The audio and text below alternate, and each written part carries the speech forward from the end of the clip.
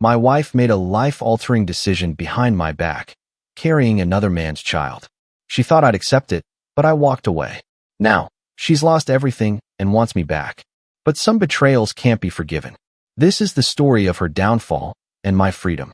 I never imagined my marriage would end like this.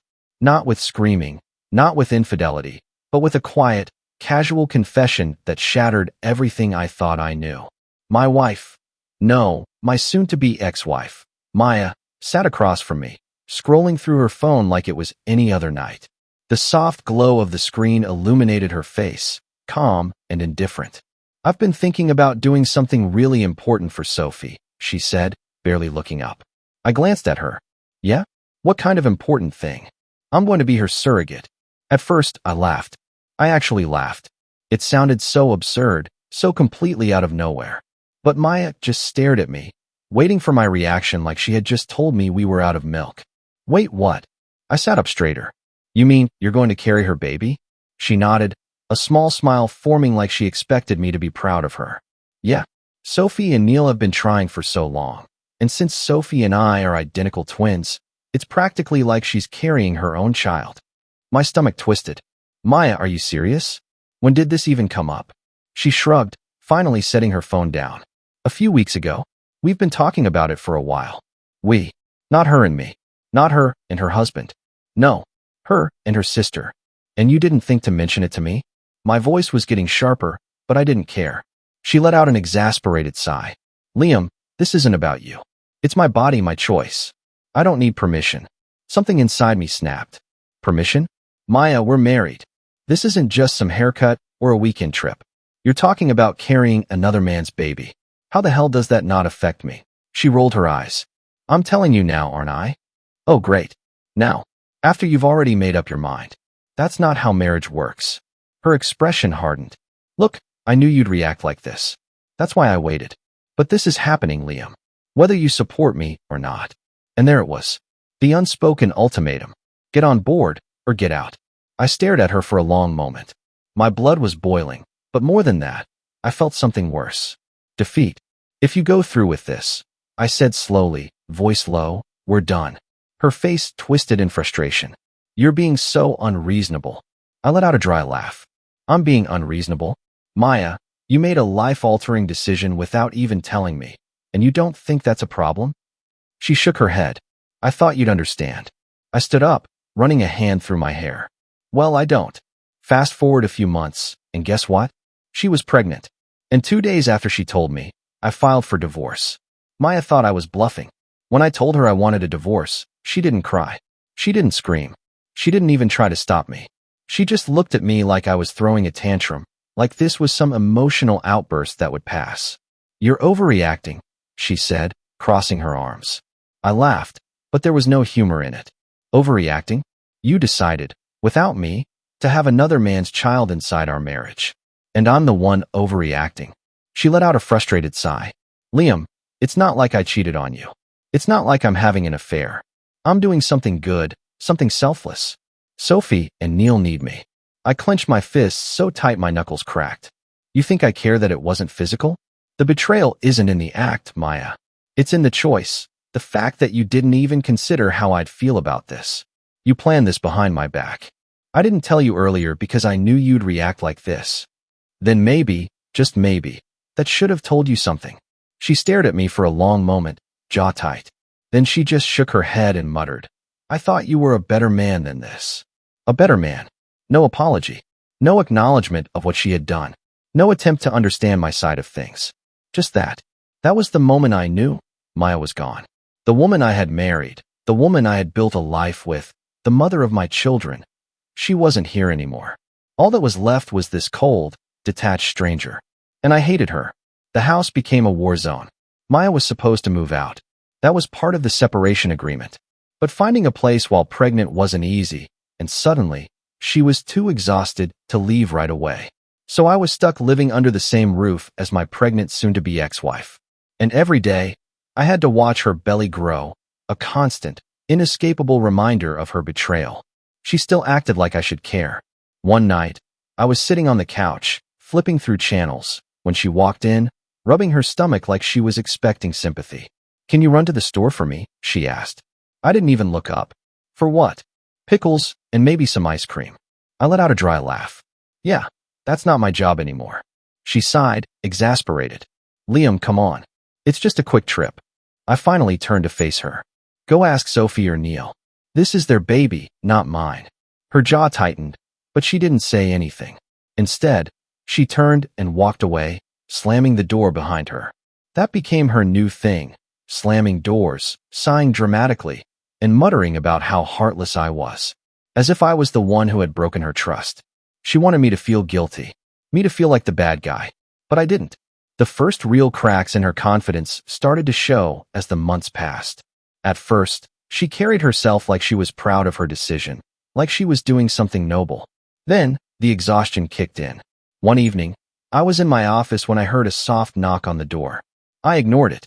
A moment later, she spoke through the wood. I don't know how I'm going to do this alone. I stared at my laptop, refusing to respond. A few seconds later, she tried again. This isn't fair. I exhaled sharply, finally getting up and opening the door. You want to talk about fair? I said, voice low. You made this decision without me.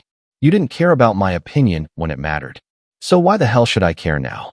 She looked down, biting her lip. I thought Neil would be around more. I raised an eyebrow. He's already bailing? She hesitated. He's been taking care of Sophie. She's still recovering from surgery. I scoffed. Oh, so now he's busy. Now it's inconvenient for him. He's doing his best, she snapped, but I could hear the doubt in her voice. I took a step closer, lowering my voice. Let me guess.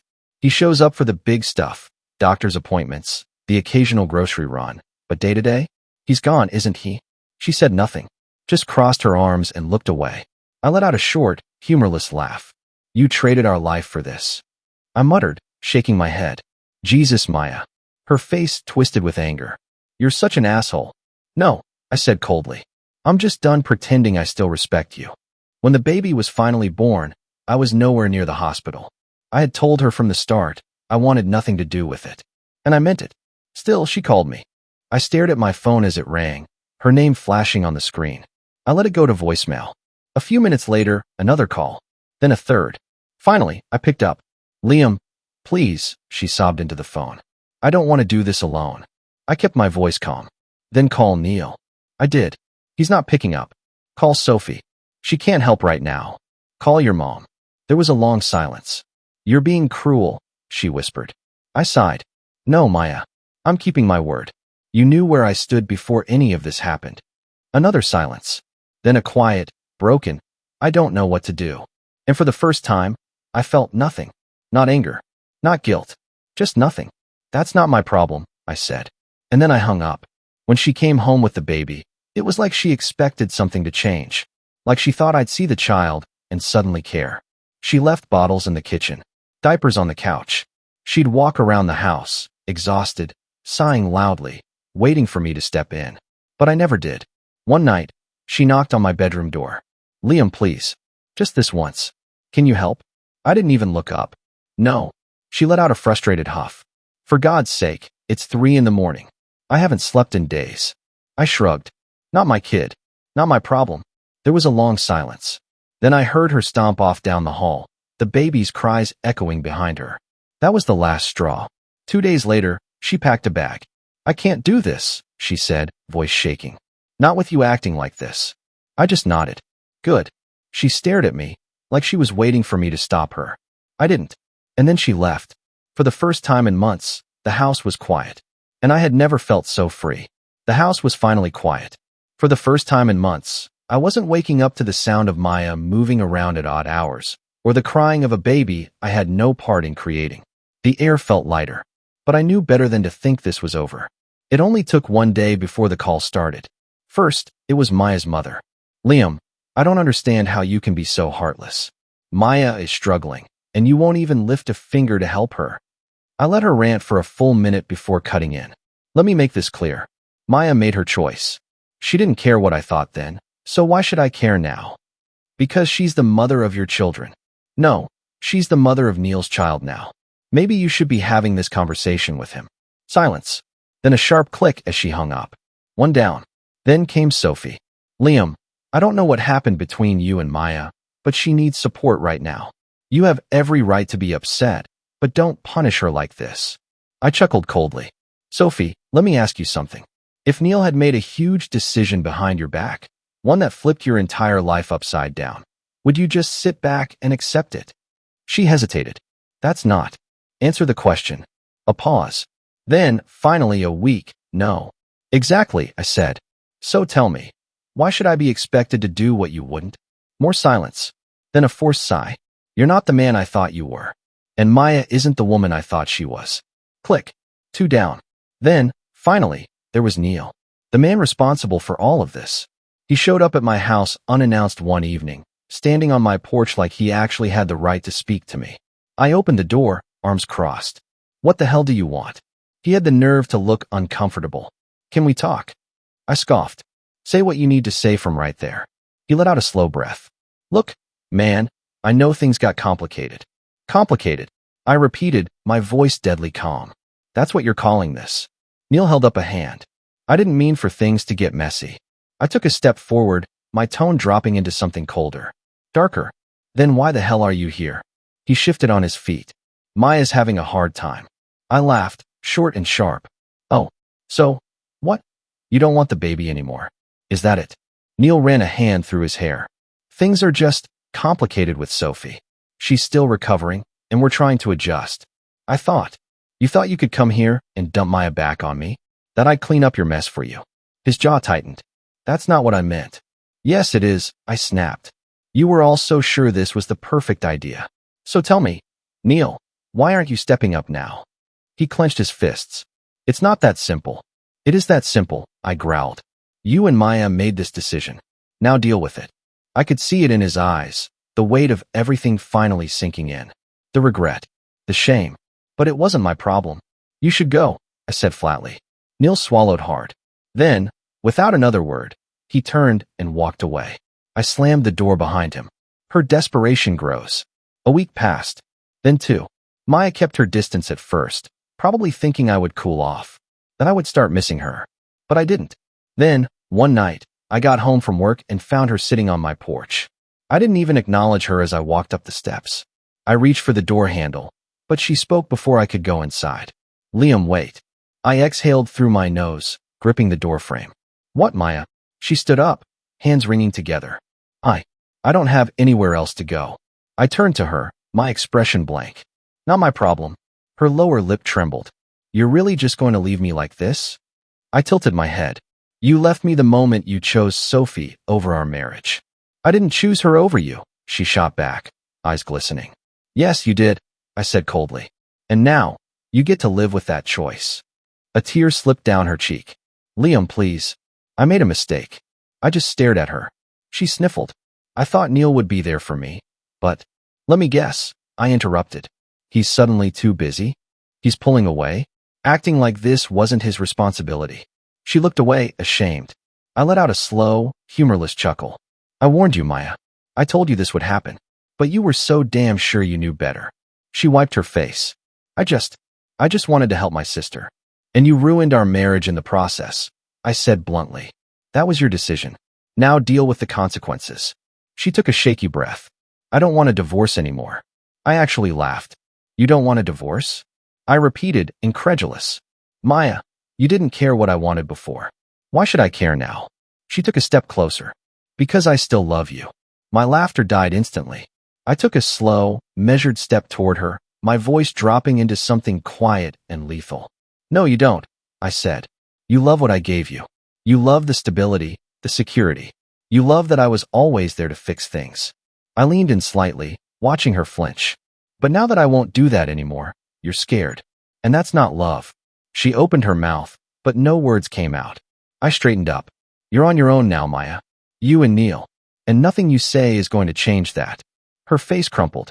Then, without another word, she turned and walked away. I watched her go, the weight of everything finally lifting off my shoulders. This time, I knew she wasn't coming back. And I had never felt so free. For a few weeks, things were finally quiet. Maya had stopped calling. Neil had slithered back into his own mess. Sophie, for once, kept her damn mouth shut. I started settling into my new life, focusing on my kids, my work, and the beautiful absence of chaos. But deep down, I knew it wouldn't last. People like Maya don't just accept consequences. They find a way to drag you back into the wreckage. And sure enough, she did. The first desperate move. It started small. Random texts. Maya, I miss the kids. Can I come by tonight? Me. Stick to the custody schedule. Then, a few nights later, a call at 1 a.m. I groaned, rolling over in bed and grabbing my phone. Her name glowed on the screen. I almost ignored it. But something told me she wouldn't stop. I answered, my voice sharp. What do you want? Liam, she sobbed. I need help. I sighed. Not my problem. Liam, please. I don't know what to do. I sat up, my patience razor thin. Spit it out, Maya. There was a shaky breath. Then, finally, Neil left. I blinked. What? He's gone, she whispered. He packed a bag and said he couldn't do this anymore. A slow, cruel smirk spread across my face. Well, looks like the dream fell apart faster than you thought. She whimpered. Liam, I don't have anywhere to go. I leaned back against my headboard. And she sniffled. And I need your help. I let out a dark chuckle. Not my kid. Not my problem. Click. The flood begins. After that night, it was full-on desperation mode. The texts became longer, more dramatic. Maya, I made a mistake. I should have listened to you. Please, I just need a little support. Maya, I can't afford rent anymore. Can I stay in the guest room? Maya, you were right about everything. I should have never done this. She was unraveling. Then, the family got involved. Her mother left voicemails dripping with guilt. Liam, she's your wife. How can you just throw her away like this? You have children together. You're supposed to be a family. Her sister Sophie even had the audacity to text me. Sophie, I know you're mad, but Maya is struggling. You don't have to take her back, but at least help her a little. I stared at my phone, shaking my head. These people had no shame. They had watched Maya destroy our marriage. They had helped her bulldoze our family. And now, when it was all crashing down, they wanted me to fix it? No, absolutely not. I sent one message back. Me. She made her bed. Let her lie in it. Blocked. One by one, I started cutting them all off. Maya? Blocked. Her mother? Blocked. Sophie? Blocked. I was done. A month later, just when I thought she had finally given up, she pulled one final stunt. It was late. I had just put the kids to bed when I heard a knock at my door. I sighed, already knowing who it was. I opened it to find Maya standing there, holding the baby. She looked like a ghost of herself. Eyes hollow, hair unkempt, dark circles under her eyes. I leaned against the doorframe, unimpressed. What do you want? She swallowed hard. I don't have anywhere else to go. Sounds like a you problem, I said flatly. She clutched the baby closer, her voice cracking. Liam, I'm begging you. I tilted my head. You never begged when you made this decision, Maya. You just expected me to deal with it. She wiped at her face. I was stupid. I thought I was doing the right thing. But what? I cut in coldly. You didn't think Neil would bail? You thought I'd just wait here, ready to pick up the pieces? She let out a broken sob. I can't do this alone. I exhaled sharply. Then, I took a slow step forward. Then don't. She blinked. Give the baby up for adoption, I said. Her entire body stiffened. What? I shrugged. You can't afford rent. You have no support. You're a single mom with nothing. If you really care about this kid, you'd put them in a stable home. Her breath hitched. I can't. I won't. Then that's your problem. I started to close the door. Her foot shot out, stopping it. Liam, she pleaded. I love you. I know I messed up, but can't we fix this? I stared at her. Then, finally, I gave her the coldest, most brutal truth she needed to hear. You don't love me, Maya. You love the fact that I was the only person who ever gave a damn about you. And now that you've lost that, you're scared. Her lip trembled. But I don't care anymore, I finished. Then, I pushed the door closed in her face. The final goodbye. That was the last time I ever saw Maya. The next day, she packed her things and left town. From what I heard, she went to stay with some distant relatives. Neil never came back for her. And the baby? I don't know what she ended up doing. But I never looked back. For the first time in years, I was free. And I never let anyone trap me again. Months passed. Life started to feel normal again. I had my routine. Work, gym, spending time with my kids. No drama. No unexpected calls. No guilt-tripping messages. Maya was gone, and I had no reason to believe she'd ever return. Until she did. The unexpected call. It had been almost a year since Maya walked out of my life. I hadn't heard a single word from her. No updates. No attempts at reconciliation. Then, one night, my phone rang. Unknown number. I almost ignored it. But something told me to pick up. I brought the phone to my ear. Yeah. A familiar voice, small and broken. Liam? I felt my entire body tense. I gripped the phone tighter, my jaw locking. Maya. There was silence. Then a shaky breath. I need to see you. I let out a slow, bitter chuckle. No, you don't. Please, it's important. I checked the clock. Almost midnight. I sighed, rubbing a hand down my face. Where are you? Outside. I froze. Then, slowly, I got up and walked to the window. And sure enough, there she was, standing on my porch, looking like a shadow of the woman I once knew. I muttered a curse under my breath. This couldn't be good. Face to face with the past. I opened the door, stepping out onto the porch. The cold night air bit at my skin, but Maya didn't seem to notice. She looked worn down, gaunt cheeks, hollow eyes, clothes hanging loosely off her frame. Something had happened. I crossed my arms. What do you want, Maya? She hesitated. Can we sit? I didn't move. Say what you need to say. She let out a breath, then looked up at me, eyes glassy with fear. Neil is dead. The words hit me like a brick to the chest. I blinked. What? She swallowed hard. He was in an accident. A bad one. He didn't make it. I stared at her, trying to process the weight of it. Neil, the man who had wrecked my marriage, who had promised Maya a perfect life and then abandoned her. Gone. I didn't feel sad. I didn't feel relieved. I felt nothing. Why are you telling me this? I asked. Maya took a deep breath, then whispered. Because I don't know what to do. I leaned against the porch railing, staring at her. And she wrung her hands together, avoiding my gaze. I have nowhere to go. No one to turn to. And again, I said, voice cold. That sounds like a you problem. Her lips parted slightly, like she couldn't believe I wasn't jumping at the chance to help her. Liam, I have a child to take care of. I tilted my head. No, you have a child to take care of. Not me. Tears welled in her eyes. I can't do it alone. Then find someone else. She took a shaky breath. I have nothing left, Liam. I lost everything. I exhaled through my nose. No, you threw everything away. And now, you want me to clean up the mess. She wiped at her face. Please, I don't need much. Just a place to stay for a little while. A chance to start over. I looked at her, really looked at her. The woman who had once shared my bed. Who had looked me in the eyes and told me my feelings didn't matter. Who had destroyed our family for another man. And now, she stood before me, completely shattered. But I had nothing left for her. I shook my head. No, Maya. You don't get to crawl back here because your new life didn't work out. I owe you nothing. Her breath hitched. But we were a family. I cut in. Before you threw it away. She let out a broken sob, shoulders trembling. So that's it. That's it. A long silence stretched between us. Then, finally, she nodded. Okay. And just like that, she walked away. No more pleading. No more begging. She disappeared into the night, and I didn't stop her. I never saw her again. The aftermath. Maya was gone. For good this time. She didn't call again. She didn't try to come back.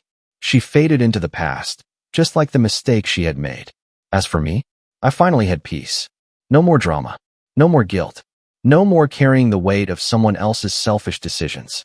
I focused on my kids, on my life, on a future where I was in control. Maya once told me I would regret this. That one day, I would wish I had forgiven her. But you know what? She was wrong. Because I never did. Months turned into years. Life moved on. Maya became nothing more than a distant memory, a ghost that no longer haunted my life. I didn't know where she ended up, and frankly, I didn't care. I had my kids, my career, my peace. But sometimes, ghosts don't stay buried. An unexpected encounter. It happened on an ordinary day. I was out running errands, grabbing groceries before picking up my kids from school. Just another normal afternoon. Then, out of nowhere, I saw her. Maya. She was standing outside a rundown cafe, rocking a sleeping child in her arms. She looked rough, hair messy, clothes worn and oversized, skin pale and tired. She didn't see me at first. She was too busy trying to calm the child. I should have walked away, but I didn't. Instead, I stepped closer, clearing my throat. Her head snapped up, and the moment our eyes met, Her face crumpled. Liam, she whispered. I crossed my arms. Didn't think I'd ever see you again. She swallowed hard, adjusting the child against her hip. I didn't either. Silence stretched between us. I took a slow breath, nodding toward the kid. Is that? She nodded. Yes. This is Ezra. I looked at the sleeping boy, Neil's son. The child she had ruined our marriage for. The child who was the result of a decision that tore our family apart. He looked peaceful, innocent, unaware of the destruction he had caused. And for the first time in years, I didn't feel angry. I didn't feel hate. I just felt nothing. Maya's life after me. She sighed, shifting her weight. I've been staying in shelters, doing odd jobs. It's been hard. I nodded slowly. And she hesitated. And I just wanted you to know I understand now. Everything you said back then, you were right. I raised an eyebrow. You came all this way just to tell me that. She let out a bitter laugh. No, I don't know. I guess I thought maybe, after everything, we could. She didn't finish. Because we both knew the truth. There was no fixing this. No rebuilding. No second chances. We were too far gone for that. The final goodbye. I sighed, rubbing a hand down my face. Maya, I hope you find what you're looking for. I really do. But I can't be a part of it. She nodded slowly. I figured. Her eyes drifted to Ezra, still asleep in her arms. You were always a good dad, she murmured. I never should have taken that for granted. A pause. Then, quietly, I miss what we had. I let out a slow breath. I don't. She flinched, but she didn't argue. Because she knew it was true. This was the real ending. Not with fire and screaming. Not with threats or betrayal. But with the quiet realization that some things can never be undone. She gave me one last, lingering look. Then, without another word, she walked away. For the final time. Moving on. I never saw Maya again. I heard rumors here and there. Someone said she moved out of state. Someone else claimed she was working minimum wage jobs, struggling to stay afloat. I didn't care. That part of my life was dead and buried. I had rebuilt. I was a better man because of what happened. And most importantly, I was free. Maya was my past. But my future? That belonged to me. The end.